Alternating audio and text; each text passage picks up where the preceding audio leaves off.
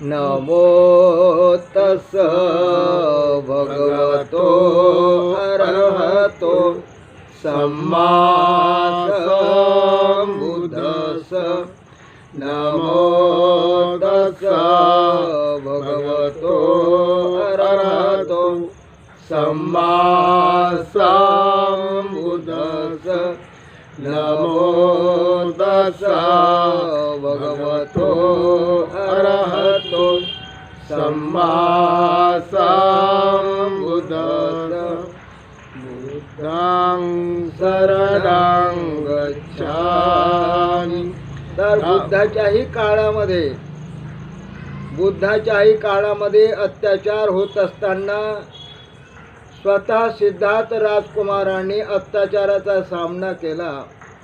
म्हणजे अत्याचाराला सहन केलं नाही, अत्याचाराचा सामना केलेला आहे.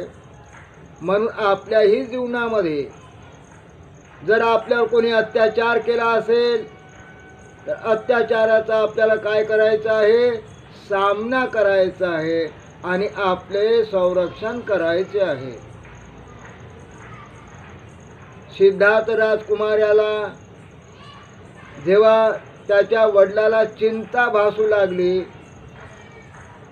की असित मुनीची वाणी सत्य होणार का, त्याचं मन त्याला वारंवार सतावू लागलं. असित मुनीची वाणी म्हणजे हा तुझा जो मुलगा झालेला आहे हा कोण होणार आहे? संन्यासी होणार आहे, पुढे सम्यक संबुद्ध होणार आहे. पण राजा शुद्धोधनाची इच्छा होती, माझ्या पुत्राला मी सम्राट राजा बनवणार, अशी तो इच्छा मनामध्ये बाळगून एकदा बसला असताना नेमकं काय झालं? गणिकाचा मंडळ वाद्य आणि वाजा गाजाने नृत्य करत असताना जेव्हा राजा शुद्धोधन चिंतेमध्ये लीन झाला. कसा लीन झाला? अरे माझा पुत्र, आणि त्याला दर्शवलेली वाणी कुणाची? महान अशा तपस्वी असित मुनीची. ती खोटं होणं अशक्य आहे. या चिंतेमध्ये तो गणिकाच्या मंडळमध्ये सानिध्यामध्ये नृत्यामध्ये बसला असताना चिंता करत होता. आणि त्या चिंतेचं कारण गणिकांनी विचारलं, महाराज एवढा आमचा मधुर आवाज, नृत्य मनाला मोहित करणारं, आकर्षण करणारं, आणि तुमचं मन कुठं भटकले आहे महाराज? तेव्हा राजा शुद्धोधनाला होश आला, रे माझं मन माझ्या बाळाची चिंता करण्यासाठी लागलेलं आहे. कशी चिंता? असित मुनीची वाणी आहे. कशी आहे? तर तुझा होणारा पुत्र एक सम्राट राजा न बनणारा असून कोण बनणार आहे? सम्यक संबुद्ध बनणार आहे. कारण राजा शुद्धोधन आणि असित मुनी साधू हे अगोदरच्या जीवनामध्ये दोन मित्र होते. बालपणामध्ये कोण होते? दोघेही मित्र होते. राजा शुद्धोधनाला तलवारीचं वेड लागलं. तलवार चालवण्यात पटाईत, घोड्यावर बसण्यात पटाईत, युद्ध करण्यामध्ये योद्धा. पण हा त्याचा मित्र, त्याचं नाव असित, याचं लक्ष ना तलवारीकडे लागायचं, ना युद्धाकडे लागायचं, ना आकर्षणाकडे लागायचं, ना वासनामध्ये रमायचं. त्याचं लक्ष ध्यान साधे साधुगिरीत राहायचं. आणि म्हणून एक दिवस महान असित मुनी म्हणून ते जंगलामध्ये जाऊन ध्यान साधना करायचे. त्यांची कीर्ती जिकडं तिकडं पसरू लागली. कोणत्या नावाने? महान संन्यासी दती तपी साधू असित मुनी. आणि इकडे राजा शुद्धोधन सम्राट या नावाने चमकू लागला. दोघाचे दोन मित्राचे दोन पद निर्माण झाले. एकाला सम्राटकी निर्माण झाली एका मित्राला संन्यास निर्माण झालं आणि अशा वेळेस त्याच्या पुढे तो प्रश्न, त्या संन्यासाचा प्रश्न, वाणीचा प्रश्न हा कधी खोटा ठरणार नाही अशी त्याच्या मनाची त्याला ग्वाही पटत होती.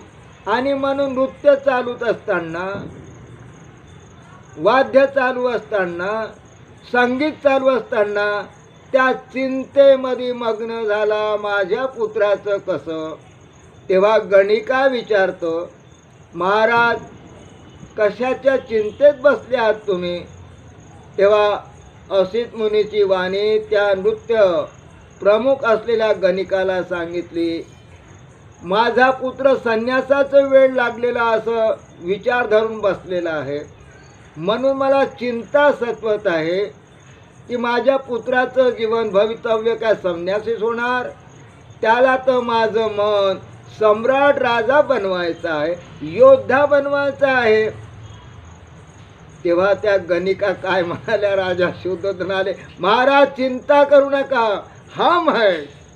कोण म्हणते, गणिका हम है, हम तुम्हारे राजपुत्र को हम गणिका के सानिध्य में लाएंगे तो उसको संसार के बाहर नहीं जाने देंगे. ऐसी हमारी क्या है सीखवन रहेगी, हमारी जिम्मेदारी है महाराज.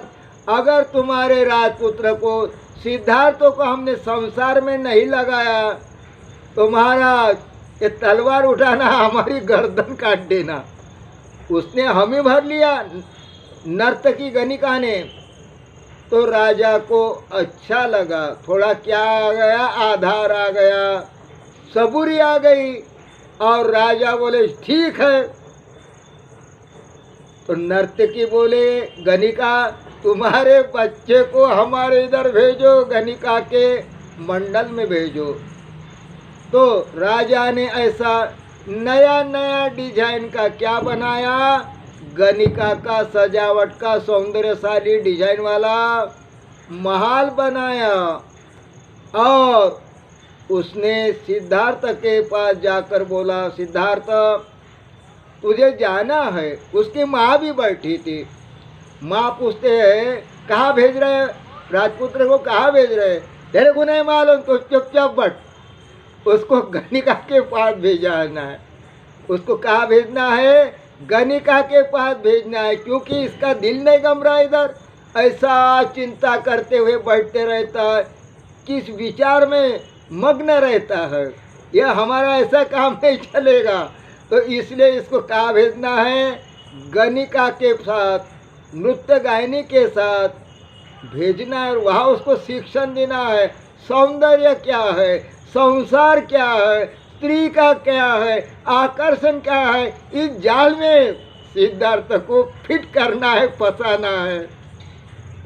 तो रानी बोलते ये भी कोई अपने बच्चे के लिए फंसाने की बात हो रही है, कोई ऐसा भी बाप होता है. तो चुप बैठ, मैं उसका बाप हूँ, मैं करूँगा वो सही होगा. फिर सिद्धार्थ को निर्देश दिया गया कि तुझे गणिका के पास कुछ सीखने के लिए जाना पड़ेगा. तो सिद्धार्थ ने स्वीकार किया, ठीक है मैं बाबा, मैं गणिका के पास कुछ सीखने के लिए जाऊंगा. और तब सिद्धार्थ, देवदत्त, अन्य राजकुमार ये मिलके गणिका के मंडल में घुस गए. तब पहले उनकी परीक्षा ली गई. क्या परीक्षा ली गई है कि अग्नि परीक्षा गई है. अंगार जलाई और अंगार जलाने के बाद उसको ऊपर से जो कुदान मारता है और कुदान मार के अंदर आता है तो उसको गणिका के मंडल में क्या होगा, प्रवेश होगा. और इस तरीके से सभी राजपुत्रों ने अंगास के ऊपर से उड़ान मार के हुए दरवाजे में प्रवेश किया. और गणिका के मंडल के सभी गणिकाएं आतुरता से वहाँ देख रही, राह देख रही, कौन सा राजकुमार है जिसको वश में करने के लिए हमें बुलाया है.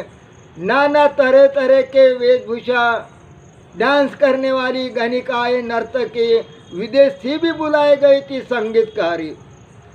तब सिद्धार्थ का स्वागत गणिका ने किया और उसके काम में लग गए। तो क्या हो गया, गणिका के साथ रहते रहते सिद्धार्थ कुछ सीखने लगा। गणिका उसको आकर्षण का महत्व, प्रेम क्या है, प्रेम क्या है, इसका शिक्षण देने लगी। जैसी गणिका उसको सिखाती है इसका प्रेम करना है। कैसा प्रेम, मेंढकी के पीछे मेंढका टोरम टोरम करके जाता है। सुंदर आकर्षण देकर आदमी का जी ललचाता है, उसको महत्व देता है। कोई सुंदर स्त्री देखकर आदमी उसके पीछे पीछे दौड़ता है, जैसा हिरणी के पीछे हिरण जाता है, ऐसा आदमी ने स्त्री के पीछे जाना चाहिए, उसको महत्व देना चाहिए। इसको क्या बोलते हैं, प्रेम करना। तो गणिका सिद्धार्थ को प्रेम करना सिखा रही। सिखाते सिखाते क्या हो गया, अचानक देवदत्त एक कामना नाम की गणिका का बहुत छेड़ करता था और वो उसी को चाहता था। पैसे देता था, सोने की मोहरा की पोटली देता था, कर्म करता था, दिल गंवाता था।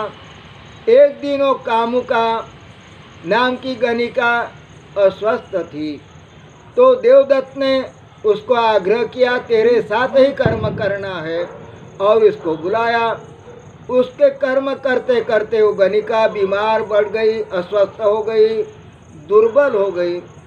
जब उसके हालत देखकर सिद्धार्थ ने पूछा, इसके हालत कैसी हो गई, तो गणिका ने बताया, जबरदस्ती से इस कामुकता के साथ देवदत्त ने बलात्कार किया और इसको काम भोग के लिए उकसाया और काम किया। इसके वजह से यह हालत क्षीण हो गई, गंभीर हो गई। तब सिद्धार्थ के मन में उसके बदले में वो भावना जागी, कोई अत्याचारी हमारे गणिका के ऊपर करे। वो ज्येष्ठ देवदत्त का महत्व नहीं समझा और देवदत्त कहाँ है उसको ढूंढते ढूंढते वो देवदत्त के पास पहुंच गया, जहाँ देवदत्त तलवार चला रहा था और तलवार चला चला कर पहलवान की कर रहा था। उसके पास सिद्धार्थ गया और उसको पूछा, तूने उस नर्तकी के बेहाल किया, अरे तुझे क्या चिंता लगी, वो तो नर्तकी है, पैसे लेती अपना व्यवसाय करती है, तुझे क्यों चिंता लगी, अरे इतना भी बेहाल किया, तुझे समझ नहीं आया। तो सिद्धार्थ और देवदत्त का झगड़ा हो गया, दोनों पटक पटक को मार रहे। तो ये दृश्य किसने देखा, राजा शुद्धोधन ने देखा। आज मैं अपने प्रिय पुत्र सिद्धार्थ राजकुमार की प्रशंसा करता, आज लड़ रहा हो क्षत्रिय जैसा, मार पटकता है, देवदत्त को मार पटकता है। अरे मेरा सही में पुत्र कौन हो सकता है, क्षत्रिय हो सकता है। उसके दिल में उत्साह हुआ। तो सिद्धार्थ ने क्या बोला राजा को, महाराज कोई अबला पर अत्याचार करता है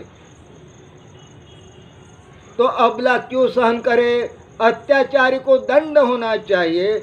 इसीलिए राजा शुद्धोधन ने सिद्धार्थ राजकुमार ने जो न्याय दिया और न्याय निकाला, जो कोई स्त्री के ऊपर अत्याचार करेगा, जबरदस्ती करेगा, बलात्कार करेगा, तो उसको शासन दंड देगा, ये कबूल किया। उस समय से हमारे भी जीवन में महाड़ के तालाब पर जब बाबा साहेब असंख्य लोगों के साथ तालाब का पानी शुद्ध करने के लिए, अधिकार पाने के लिए वह पानी पीने गए, और जब लौट के आए तो खाना खा रहे लोग, कोई सो रहे। बाबा साहेब आम्बेडकर अपने ऑफिस में गए, तब सनातनों ने लाठी और पत्थरों से उनको बेहाल कर दिया। कोई खाना बनाने के बर्तन गरम गरम उनके आम पर उडली कर दिया, कोई लाठी से मारा, बेहाल किया। जैसे ही बाबा साहब को पता चला तो बाबा साहब स्वयं चल कर आए और बाबा साहब के ऊपर भी एक लाठी चली, पर पड़ोस वाले साथी ने पकड़ लिया। तभी बाबा साहब ने बोला, सुनो सनातनियों, आज तो हम ये सहन कर रहे हैं, अगले समय ऐसा अगर होगा तो ईंट का जवाब हम पत्थर से देंगे। अत्याचार सहन नहीं करेंगे, पर अत्याचार का हम क्या करेंगे? सामना करेंगे। यही बुद्ध की वाणी है, अत्याचार सहन मत करो, अत्याचार का सामना करो और सामना करने से अपना अधिकार पाओ। सिद्धार्थ के राजकुमार की घटना गणिका की बताई। फिर वही गणिका और उसका प्रेम करने वाला उसका साथी, उसको पता चला कि मेरे प्रेमिका के साथ सिद्धार्थ बड़ा रात रात मनमानी कर रहा है, छेड़खानी कर रहा है। तो उसको आ गई चिढ़, उसने तलवार लेकर गुप्त वेश में आकर सिद्धार्थ के महल में, गणिका के महल में प्रवेश किया और उसकी प्रेमिका और सिद्धार्थ वहाँ बैठे हुए थे। तब उसने सिद्धार्थ के ऊपर हमला किया। फिर सिद्धार्थ ने उसको रोका। तब राजा को पता चला। क्या पता चला? कौन है राजपुत्र को मारने वाला, उसको बहुत पीटा। तब सिद्धार्थ को उसी प्रेमिका ने दया की भीख मांगी कि मैं जिससे प्रेम करती हूँ वही मेरा प्रेम साथी है, तो प्रेम क्या है? तो बोले, वो मेरा साथी कैसे बना? एक बार मैं तालाब में तैर रही थी, मुझे तैरना याद नहीं था, मैं डूब रही थी तो किनारे से कूदा और मेरी जान पानी से बचाया। तब से मेरा दिल उसके प्रति लग गया, दिलो जान मैंने उसको अर्पण किया। तब से मेरा वो प्रेमी हो गया। और उसके प्रेमी के साथ कोई ऐसा करे, कौन सहन करेगा? इसीलिए मेरे प्रेमी ने तुमके ऊपर अत्याचार किया। तो मैं तुमको वाणी की, तुम्हारे चरणों की भीख मांगती हूँ, मेरे प्रेमी को छुड़ा लो। और लोग बहुत पीट रहे, राजपुत्र को मार रहे। तब सिद्धार्थ के मन में क्षमा भाव जागा और वहाँ जाकर उससे छुड़ाया और पूछा, तूने मेरे ऊपर अत्याचार क्यों किया? तो बोले, सिद्धार्थ तुम भी प्रेम करके देखो, तुमने मेरे प्रेमिका के साथ नहीं क्या रह कर मनमानी किया, तुम प्रेम करके देखो और तुम्हारे भी प्रेमिका के साथ कोई ऐसी छेड़खानी रहेगा, करेगा मनमानी, तुमको भी सहन न होगा। तो प्रेम करके देखो, तब पता चलेगा। तब सिद्धार्थ ने उनसे राजा के तावड़े से छुड़ाकर दोनों की स्वयं शादी लगाकर उसका रवाना कर दिया उसके देश में। ऐसा दिलदार क्षमा जिसके मन में गुण हो, ऐसा बुद्ध का ज्ञान सबके जीवन में उतरना चाहिए। क्षमा भाव जगना चाहिए और संघर्ष शक्ति जगाना चाहिए, तभी तो हमारा मंगल होगा, कल्याण होगा। धाड़स निर्माण करना है, संगठन करना है, अपने मन का कल्याण करना है और समाज के लिए समाज का संगठन करना है, तभी हमारे सब कार्य सफल हो सकते हैं। आज तो हम जिसके नीचे बैठे हैं वो सम्राट अशोक था, जिसने राजा के सूत्र अपने हाथ में लिया, लड़ाई किया, कितनी तलवारबाजी में उसने कलिंग देश पर सवारी किया और कलिंग के लोगों को मार मार कर बेहाल किया, उस नगरी के राजा को हरा दिया, रानी को हरा दिया और विजय हुआ। तब वो देख रहा था, उसके मन में शोक विलाप क्रंद, मैं तो जीत गया, पर मेरे जीतने के वजह से किनकी लोगों की हानि हो गई, किसका सर कट गया, किसका हाथ कट गया, किसी का पाँव कट गया, किसी का पिता मर गया, किसी का बाप मर गया, किसी का बेटा मर गया। सारे इन मारने के वजह से, युद्ध के वजह से कोई बिलख रहे, मेरा बाप कहाँ गया, मेरा भाई कहाँ गया, मेरी माँ कहाँ गई। उस युद्ध के अग्नि में जलकर उसने बहुतों को राख किया। ये दृश्य देखते उसके मन में तड़प उठी, अरे मैं युद्ध तो जीका, पर कैसा मैं मूर्ख हूँ। इनके सारे दुखी करने का कारण कौन है? मैं हूँ, मेरे वजह से ये लोग दुखी है। तब उसने अपने जीवन में शोक प्रकट किया, क्रंदन प्रकट किया। तब कुछ दिन बाद वो मोगली तिस्स महाथेरो के संपर्क में आया। उसका ही पुत्र उपगुप्त भंते बनकर उसके दरवाजे पे जा रहा था, तो राजा सम्राट अशोक ने देखकर, हसतमुख देखकर उसको बुलाया और उससे पूछा, भंते जी आप क्या काम करते, क्या सिखाते, अपना चेहरे में कितनी प्रसन्नता है। तो बोले हमने हिंसा करना छोड़ दिया, हमारे मन का क्रोध निकाल दिया, तो भी तो हम सन्यासी बन गए ना, तो मुझे क्या करना पड़ेगा। तभी सम्राट अशोक को वो उपगुप्त भंते जी ने धम्म का ज्ञान दिया, उसको पट गया और तभी से वो मोगली तिस्स भंते के संपर्क में आया। तब मोगली तिस्स भंते ने उसको धम्म का दायित्व बनाने के लिए अपना बेटा देना होगा, भंते बनने के लिए अपनी बेटी देनी होगी, तब इस धम्म के दायाद बनोगे। तो उसने संघमित्रा और महेंद्र को बुलाया, धम्म दीक्षा देकर उनको भंते बनाया। तब मोगली तिस्स भंते जी ने सम्राट अशोक को धम्म का दायाद बनाया और इतना कार्य चलाया, बौद्ध धम्म का प्रचार जिधर उधर किया, सारे एरिया में बौद्ध धम्म फैलाया, शांति फैलाई। पर आज कहाँ है शांति? सारी वो शांति मिटाकर उनके बनाए हुए बुद्ध मूर्तियाँ को, विहारों को तसनस करके अधर्मिया ने उस पर अपने झंडे चलाए। ये क्यों चला रहे?